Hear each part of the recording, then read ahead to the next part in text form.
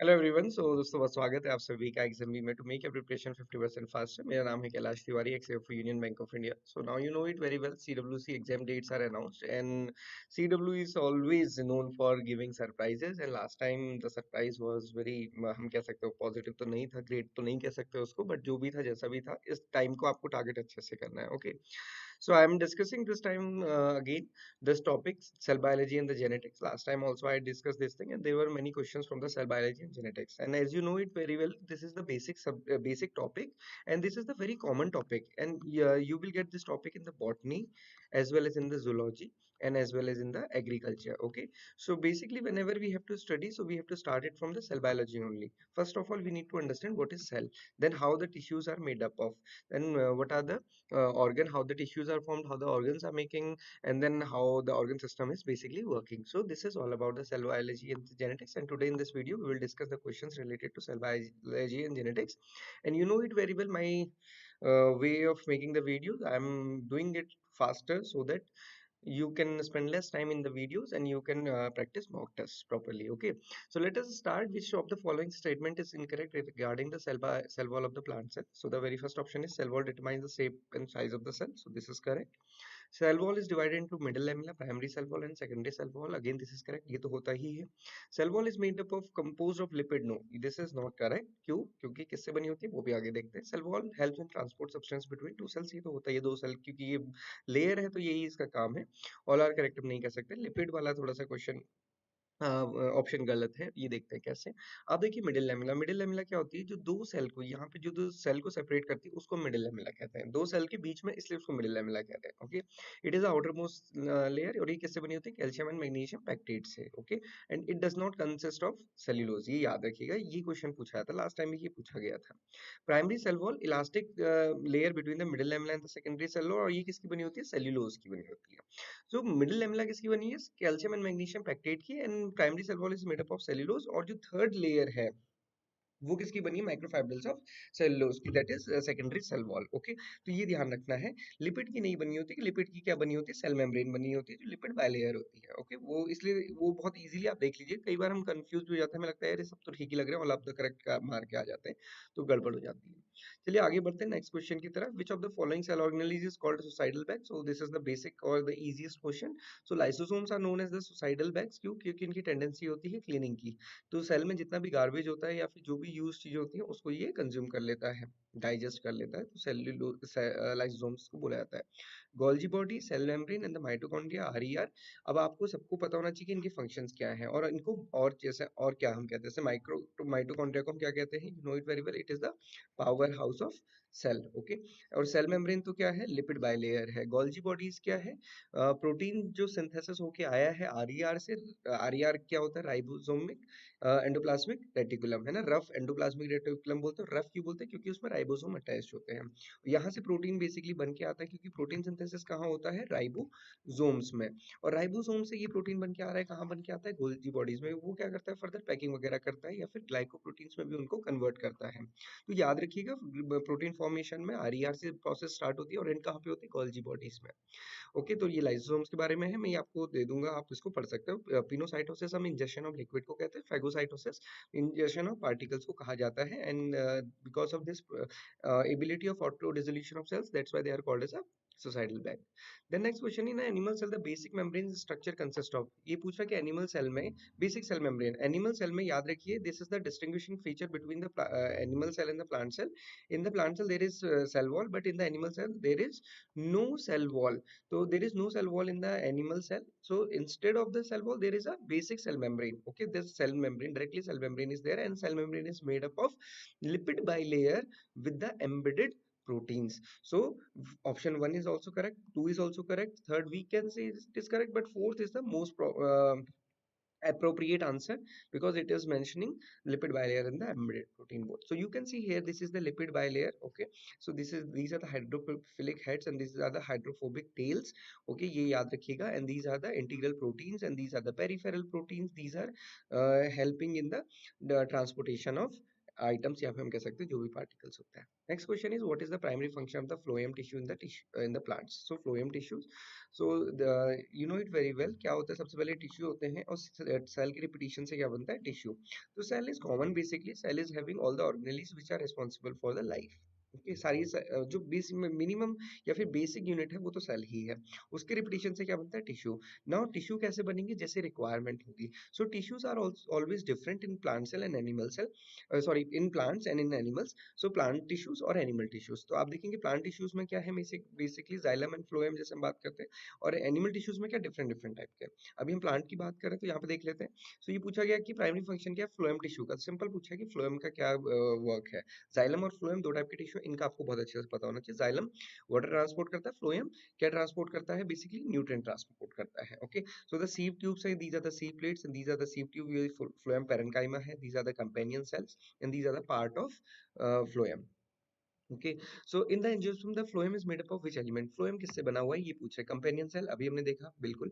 Phloem parenchyma बिल्कुल, sieve tubes भी हैं, तो all of them is the correct answer है। तो अब यहाँ पे देख सकते हो सीव ट्यूब एलिमेंट है, फ्लोएम पैरेन्काइमा, कंपेनियन सेल्स है ये सारे, और ये सीव पोर है, सीव प्लेट भी इसको कहा जाता है। तो these are the part of phloem, और ये फ्लोएम किससे बना होता है, sieve tube elements, companion cell, phloem parenchyma, phloem fibres, याद रखिएगा। Which plant tissue is responsible for the transport of water and minerals from the roots to the other part of the plant, and this is the unidirectional, ये हमेशा याद रखिएगा, this is the unidirectional movement while the phloem having the by directional movement. जो ये xylem में movement है it is by unidirectional, केवल root से टिप की तरफ होता है, और ये रिस्पॉन्सिबल है किसके लिए, ट्रांसपोर्टेशन ऑफ वाटर के। What is the function of meristem tissue in the plant, meristem tissue क्या होता है, जो सबसे ग्रोथ स्टेज में होती है ना। तो मेरिस्टम का क्या पार्ट होता है, growth in the cell division, active stage होती है जिसको हम कह सकते हैं, वहां पे माइटोसिस बहुत तेजी से होता है। वहां पे मियोसिस होगी या नहीं होगी इसको कंफर्म नहीं कहा जा सकता है, बट साइटोस माइटोसिस होगी ये कंफर्म होता है।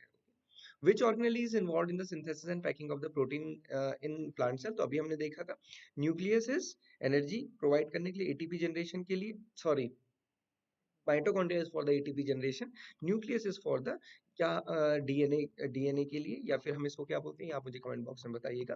देन एंडोप्लाज्मिक रेटिकुलम अभी हमने डिस्कस किया, if it is RER then it will form the protein, और अगर उसमें राइबोसोम नहीं है देन उसको हम बोलते हैं smooth endoplasmic reticulum. Golgi apparatus is for the packing and the synthesis of the proteins in the plant cell. Okay, and vacuole is basically space. Which among the following is one of the scientists who discovered the law of genetics? So law of genetics आप सभी को पता है, father of genetics किसको कहा जाता है, जीजे मेंडल साहब को। मेंडल साहब का काम 1900 में तीन साइंटिस्ट जो कि इंडिपेंडेंटली वर्क कर रहे थे उन्होंने डिस्कवर किया था, और वो तीन साइंटिस्ट क्या थे, Carl Correns, Hugo de Vries and Erich von Tschermak. Okay, so ये तीन साइंटिस्ट थे जो इंडिपेंडेंटली वर्क कर रहे थे, और तीनों ने देखा कि ये काम तो ऑलरेडी कर चुके हैं, और वो कौन थे, मेंडल साहब, और इन्होंने उन मेंडल साहब के काम को शो किया। मेंडल साहब क्योंकि स्टैटिशियन थे, मैथमेटिकल उन्होंने एनालिसिस की थी, ये बॉटनिस्ट और जूलॉजिस्ट थे, तो इन्होंने उसको दिखाया। सटन एंड बोवरी यहाँ पे करेक्ट आंसर नहीं है, क्रोमोसोमल थ्योरी ऑफ इनहेरिटेंस दी है, जीजे मेंडल साहब तो खुद ही उनकी बात हो रही है, तो Hugo de Vries is the correct answer. Robert Brown ने क्या इन्वेंट किया है, क्या दिया है, वो आप मुझे कमेंट बॉक्स में बताइएगा। Okay, which of the following stage not occur in the mitosis, mitosis the basic cell division है ना, equation cell division जिसको हम बोलते हैं। तो यहाँ पे कैसे शुरू होती है, prophase, then is the metaphase, anaphase and then telophase. Okay, तो ये चार बेसिक स्टेज होती है माइटोसिस की। बेसिक्स और इजीएस्ट क्वेश्चन ये हो सकता है, zygotene is not the stage of mitosis, it is the stage of sub stage in the prophase under the meiosis. तो ये मियोसिस की स्टेज है, बाकी सारी क्या है, माइटोसिस की स्टेज। तो यहाँ पे करेक्ट आंसर क्या हो जाएगा, जाइगोटीन। ओके, तो जाइगो माइटोसिस क्या होता है, इंटरफेस के बाद आप देखेंगे पहली स्टेज क्या होती है, prophase, condensing, coiling and thickening होता है। देन उसके बाद सेकंड स्टेज होती है मेटाफेज, जिसमें कंडेंसिंग, कॉइलिंग एंड थिकनिंग के साथ साथ क्रोमेटिन फाइबर्स कहाँ पे, ये क्रोमोसोम बन जाते हैं, और ये कहाँ पे आ जाते हैं, सेंट्रल प्लेट पे आ जाते हैं, या फिर मेटाफेजिक प्लेट पे। देन एनाफेज में क्या होता है, due to contraction of spindle fibre, ये स्पिंडल फाइबर है, ये स्पिंडल फाइबर से अटैच हो गए। कॉन्ट्रेक्शन ऑफ स्पिंडल फाइबर से क्या होता है, ये क्रोमोसोम बीच में से डिवाइड हो जाता है, एंड ये स्पिंडल फाइबर इनको अपनी तरफ खींच लेते हैं, तो हम इसको क्या बोलते हैं, due to contraction by the spindle fibre chromosome divides from the between or from the centromere and the movement of sister chromatid. आप देखिए sister chromatid, एक ये colored वाला यहाँ, एक colored वाला यहाँ, एक plane यहाँ पे, एक plane यहाँ पे, movement of sister chromatid towards the opposite pole. sister chromatid कौन है? इसकी ये sister chromatid है, okay, sister chromatid towards the opposite pole, this is the mitosis. उसके बाद फिर cytoplasm का division हो जाता है telophase elastic. क्रॉसिंग ओवर किस स्टेज में होता है? बेसिक क्वेश्चन, हर बार पूछा जाने वाला question, and this is the question from the meiosis. So meiosis 1 में आप देखेंगे प्रोफेज 1 जो होता है उसके सब स्टेजेस होते हैं, 5 सब स्टेजेस होती हैं.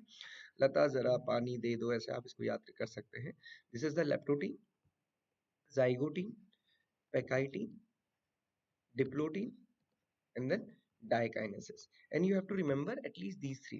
zygote यहाँ पे क्या शुरू होता है? पेयरिंग शुरू होती है, and then क्रॉसिंग ओवर कहाँ पे होती है? पैकाइटीन में, ओके. एंड फिर उसके बाद डिप्लोटीन में क्या होता है? टर्मिनलाइजेशन ऑफ चियास्मेटा, या फिर चियास्मेटा फॉर्मेशन भी हम कह सकते हैं. so the crossing over takes place in the pachytene, this you have to remember, okay. Meiosis occurs in किस में होती है? बहुत इंपॉर्टेंट क्वेश्चन है. न्यू सेल्स नहीं, न्यू सेल किसके हमें नहीं पता. Tip cells no, vegetative cells, generative cells या ऑल ऑफ द अबव. तो देखिए यहाँ पे जनरेटिव सेल्स में होता है. जरूरी नहीं है टिप सेल या मेरिस्टम सेल में हो, क्योंकि वहाँ पे एक्टिव डिवीजन हो रहा है, वहाँ पे माइटोसिस होता है, एक सेल दो में डिवाइड हो रहा है.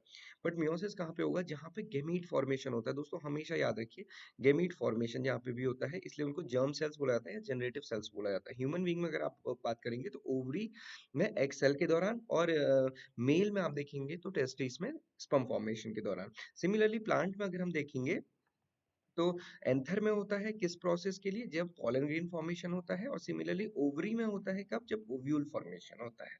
So this you have to remember, यहीं पे मियोसिस होता है, इसके अलावा कहीं पे मियोसिस नहीं होते हैं, okay. Chromosome shape is fully observed during which phase? Chromosome सबसे बेस्ट कब दिखता है? तो अगर देखोगे, अभी मैंने आपको दिखाया था, यहाँ पे क्या होता है? कंडेंसिंग कॉइलिंग थिकनिंग, और further condensing coiling thickening in the metaphase. तो यहाँ पे बेस्ट क्रोमोसोम दिखते हैं, उसके बाद फिर तो डिवीजन शुरू हो जाता है. तो लेट मेटाफेज हम कह सकते हैं, या फिर मेटाफेज, जिसमें की बेस्ट क्रोमोसोम हमेशा दिखते हैं. मेल स्टाइल लाइन को किससे डिपिक्ट किया जाता है? ए लाइन से. A line is the male sterile line, B line is the maintainer line जो उसको मेंटेन करती है, और R is the restorer line जो कि रिस्टोर कर देती है किसको? फर्टिलिटी को. तो A is the male sterile line. The biological science which deals with the mechanism of heredity and causes of variation.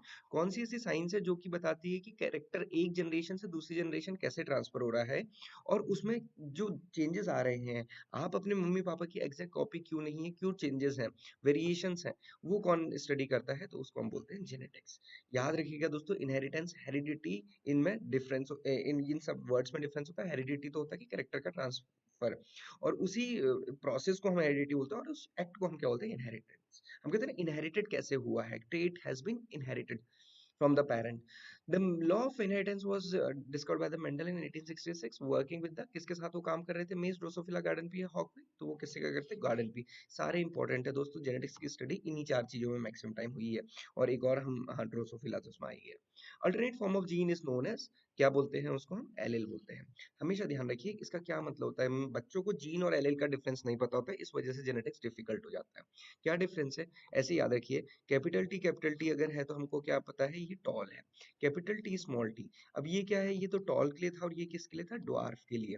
तो देखो ये क्या है? जीन, हम कहते हैं ना जीन है, किसकी जीन है? हाइट के है. बट इसमें ये दो क्या है? ये दोनों क्या है? एलिल है. अब ये कैसी एलिल है? सेम एलिल है. यहाँ पे क्या एलिल, कैसी एलिल है? ऑल्टरनेट एलिल है. तो इसको बोला जाता है, तो ऑल्टरनेट फॉर्म ऑफ जीन को क्या बोलते हैं हम? एलिल. तो आप देखिए, एक टॉल है और एक कैसी है? ड्वार्फ. तभी बोला जाता है इंटर एलिलिक इंटरेक्शन, मतलब दो एलिल्स का इंटरेक्शन. इंटरजीनिक इंटरेक्शन, दो जीन्स का इंटरेक्शन, मतलब एक हाइट के लिए होगा, एक किसी और के लिए. याद रखिएगा, टर्मिनोलॉजी क्लियर रहेगी, सब्जेक्ट इजी रहेगा, इंटरेस्ट आएगा, रटना कम पड़ेगा. In an organism, the outward appearance, genetic appearance of a trait is referred to which of the following? वो कह रहे कि outward appearance, जो जीन एक्सप्रेशन है उसकी जो बाहरी appearance है, उसको हम क्या बोलते हैं? उसको हम क्या बोलते हैं? फिनोटाइप बोला जाता है. Okay. Double standard model of DNA was given by, किसने दिया था? शल ने दिया था, हल ने दिया था, शिल्डर एंड स्वान ने दिया था. इन तीनों ने क्या दिया था? आप मुझे बताइएगा. वॉटसन एंड क्रिक ने दिया था, और इसके लिए उनको नोबेल प्राइज भी मिला था. Sex chromosomes are also known as, sex chromosomes को क्या बोला जाता है? ऑलोसोम्स बोला जाता है. ओके. ऑटोसोम्स किसको बोला जाता है? ऑफ बॉडी क्रोमोसोम्स को. ह्यूमन बीइंग में आप देखेंगे 22 plus one pair of chromosome होता है, ये एलोसोम्स होता है, जो जिसको हम सेक्स क्रोमोसोम बोलते हैं. एक्स एक्स या फिर एक्स वाई कुछ भी हो सकता है. एक्स वाई, एक्स एक्स होगा तो फीमेल, और एक्स वाई होगा तो मेल. ओके, ये याद रखना है. Okay. Lysosomes and ribosomes are the organelles. Which of the following law used to explain the proportion of 3:1 obtained in F2? वो कह रहा है कि कौन सा लॉ है जिससे 3:1 का रेशियो आता है F2 में. ओके, F2 में तो यहाँ पे क्या लॉ ऑफ डोमिनेंस तो क्या बताता है कि डोमिनेंट कौन है. इंडिपेंडेंट असॉर्टमेंट क्या बताता है, दो करेक्टर की जब भी हम बात करते हैं तब इंडिपेंडेंट असॉर्टमेंट होता है कि दो करेक्टर कैसे असॉर्ट होते हैं. ये किसकी बात करता है, लॉ ऑफ सेग्रीगेशन की, जिसमें 3:1 आता है क्योंकि हम एक ही करेक्टर की बात कर रहे हैं. विच of the following ratio is modified Mendelian ratio. कौन सा मॉडिफाइड मेंडेलियन रेशियो है या फिर हम बोलते हैं नॉन मेंडेलियन. तो 1:3:1 कोई रेशियो नहीं होता, 3:1 तो मेंडेलियन रेशियो ही है मोनोहाइब्रिड का. ओके, और 9:3:1 भी डायहाइब्रिड का रेशियो है. 9:7 देखिए, और ये कैसा है, ये जीनोटाइपिक रेशियो है. तो ये 9:7 है, ये क्या है, मॉडिफाइड मेंडेलियन रेशियो. ये इपिस्टासिस का टाइप है. आपको मुझे कमेंट बॉक्स में बताना कौन सी टाइप की इपिस्टासिस है. Mendel chose कितने contrasting character for study and above the class he obtained a definite phenotypic ratio in F2 generation में monohybrid cause. आप बताइए कौन सा. बच्चे इसको गलत कर देते हैं. आप मेरे को आप टेलीग्राम में भी देखना, मैं इस क्वेश्चन को पोस्ट करूंगा, देखना बच्चों ने कैसे कैसे आंसर लगाए होंगे. Correct answer here is 7 with the 3:1. Okay, not the 9:3:3:1. ये दोनों चीजें ठीक है, बट ये डायहाइब्रिड का रेशियो है, ये मोनोहाइब्रिड का रेशियो है. When both the alleles of a gene express equally in the heterozygote is known as. दोनों जीन की बात हो रही है. Equally both the allele of the gene, both the allele, allele की बात हो रही है, both the allele of a gene, किसी भी एक जीन की दोनों एलिल, जैसे हमने कहा कि कैपिटल टी स्मॉल टी, अब या तो दोनों में से कोई भी एक डोमिनेट करता है, बट वो कह रहा है कि दोनों बराबर एक्सप्रेस कर रहे हैं, तो उसको हम क्या बोलते हैं, इनकम्प्लीट डोमिनेंस होती है, आधी अधूरी हो गई. को डोमिनेंस, दोनों में से कोई भी कम नहीं है ना, दोनों बराबर है, कोई रिसेसिव नहीं है, कोई डोमिनेंस नहीं है, उसको हम बोलते हैं कोडोमिनेंस. इसका एग्जांपल कमेंट बॉक्स में आप बताइएगा. The process by which chromosome number is same in the both daughter cell and mother cell also known as homotypic और द इक्वेशनल डिवीजन, इसको क्या बोलते हैं. सिंपल क्वेश्चन पूछा गया है, बच्चे इसको डिफिकल्ट सोच के गलत कर देते हैं. सिंपल क्वेश्चन है, माइटोसिस है. अगर वहां पे बोला था रिडक्शनल, तो फिर ये होता है मियोसिस, और जिससे डॉटर सेल का नंबर चेंज हो जाता है उसको हम बोलते हैं meiosis. Okay, so this is about the mitosis. Okay, number both the daughter cell, sorry मैं यहाँ पे गड़बड़ हो गया. यहाँ पे अगर आप देखेंगे number same in the both daughter cell and the mother cell also known as homotypic है द इक्वेशनल डिवीजन, उसको माइटोसिस से बोलते हैं. मियोसिस की बात हम कब करते हैं, जब वो रिडक्शनल डिवीजन होता है. ओके, और अगर इस क्वेश्चन को थोड़ा सा मैं चेंज कर दूं तो ये मियोसिस के लिए ठीक हो जाएगा, बट उसमें हम सेकंड पार्ट को हम हटा देंगे. देखो क्या होता है, एक जनरेशन से, अगर यहाँ पे लिखा होता है generation to generation how the chromosome number is maintained, तो फिर इसका आंसर क्या हो जाता है, meiosis. Okay, generation after generation क्या है, तभी मेंटेन हो पाएगा जब एक जनरेशन से एक जर्म सेल में एन होगा, दूसरे जर्म सेल में एन होगा, और दोनों में मिला के 2n हो जाएगा. क्योंकि अगर मान लीजिए 2n आया तो अगली जनरेशन क्या हो जाएगी, 4n, तो ये तो गड़बड़ हो जाएगा. तो अगर हम कहेंगे कि जनरेशन से जनरेशन डॉटर सेल में कैसे क्रोमोसोम नंबर मेंटेन रहता है, तो फिर उसका आंसर मियोसिस होगा. ओके, मियोसिस क्या है ये यहाँ पे मेंशन किया गया. This is all for today. और आप बताइएगा कौन सा टॉपिक डिस्कस करना है, हम डिस्कस करेंगे कुछ टॉपिक्स को. डेफिनेटली कम दिन रह गए हैं, सब कुछ तो नहीं हो सकता, इसलिए आपको मॉक टेस्ट ज्यादा देने हैं. यूट्यूब स्क्रीन पे चिपकने से कोई फायदा नहीं होने वाला है दोस्तों. मेहनत का या फिर हार्डवर्क का कोई सब्स्टिट्यूट नहीं है, दिखावे ड्रामेबाजी से कुछ नहीं होने वाला. कोचिंग्स की लड़ाई में आप अपना सर ना लगाएं, ना खपाएं. आप अपनी पढ़ाई करें, जहां से आपको बेनिफिट होता है वहां से पढ़ें. This is all for today. Thank you for watching this video and have a great day.